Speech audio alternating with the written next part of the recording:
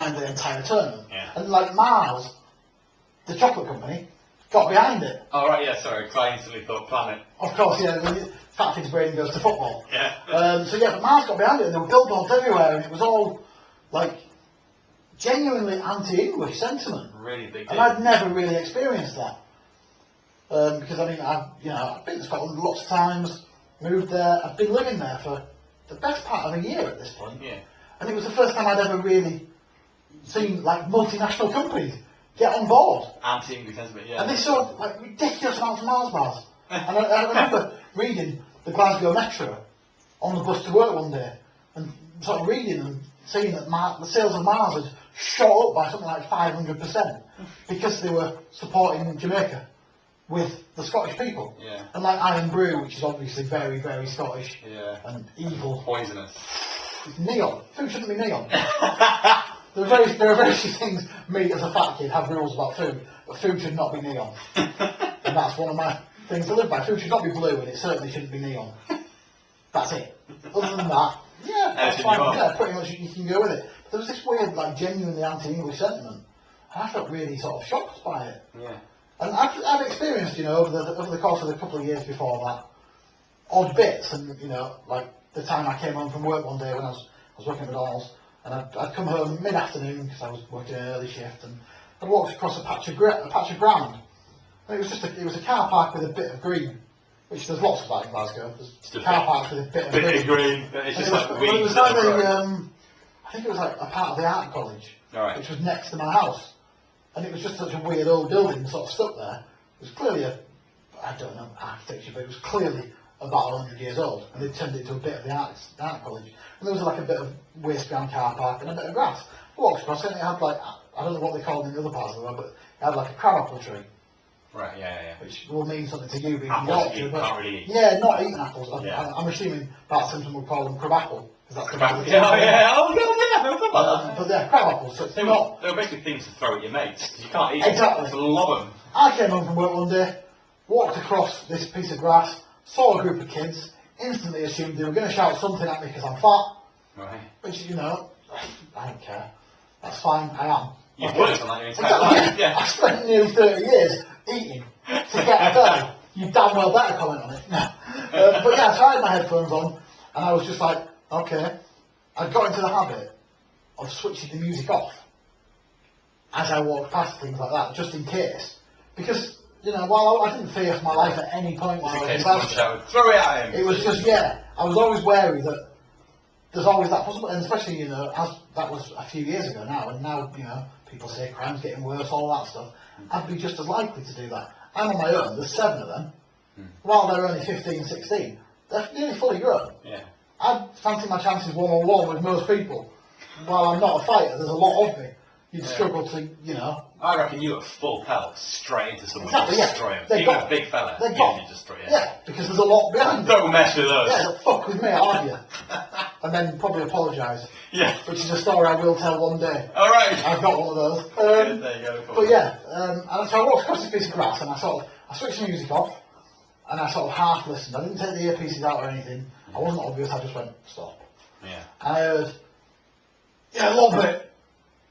Instantly went, sort of, yeah, I'm miming it, you can't hear this on the thing, but I instantly sort of looked behind me without really turning my head. Yeah. You know that way that you do, you're sort of aware of your surroundings without just swinging your head. Yeah, without swinging your head around and going, oi, fuck off. Yeah.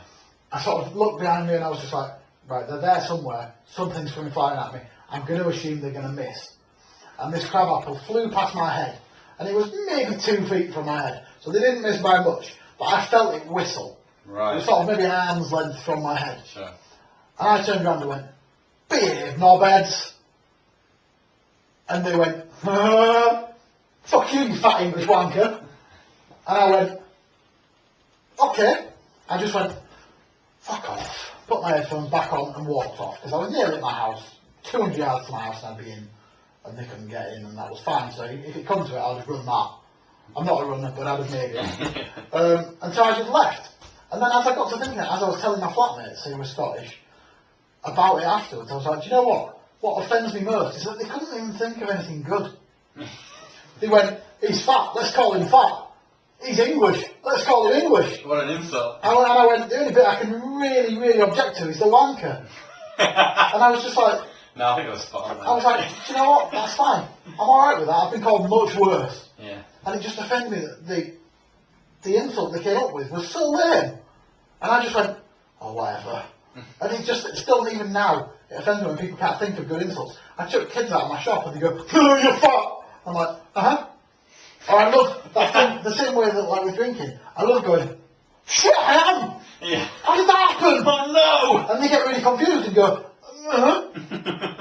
You fat bastard. It's like, uh-huh. Yeah, I know. Do you think it had slipped by me? Do you think when I occasionally had to buy a bigger shirt than a medium, I noticed that I was a bit fat? I know this. You fucking morons, get out of my shop. Someone once called me a blonde bastard. That's really hurtful, that, isn't it? Yeah, that's what it was. It's the same level of insult, isn't it? It's like, he's you're alright. Yeah. You human bastard. Yeah, you're a person, you male. It's like, yeah, okay. You know, if you're going to insult me, think of something. Not just, oh, you're fat English, you fat English wanker. Yeah. Yeah, I am, that's fine. And also half I wondered. And it was like nearly 4 years I lived in Glasgow. It was like nearly 4 years of little incidents like that made me go, seriously man, I think it's time to go back to York. Yeah. At least there I'd have been called something impressive. Yeah. You got to admire. At least in York I'd have got a better class of heckle, wouldn't I? Yeah. Not, we're fat English. Yeah. You're stupid and uneducated. Yeah. So be it. In York, they pick on your style of Yeah. dress. Oh, your hair is so foppish. Yeah. Yeah, it'd be something ridiculous like that. Your beard is unkept, sir. Yes, actually it's not. I trimmed it today, thank you very much.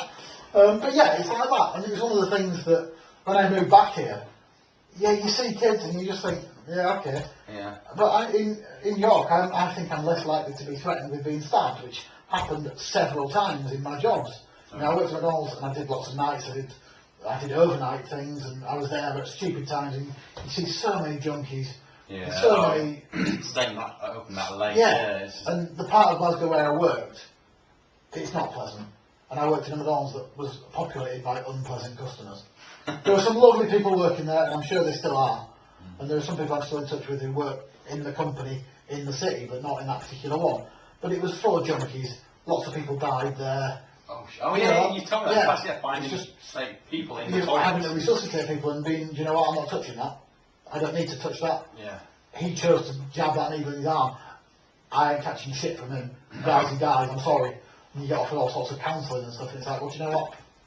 No. I'm alright with it. I won't lose sleep. That sounds harsh and makes me feel seem heartless. Yeah. But I didn't choose for him to do that.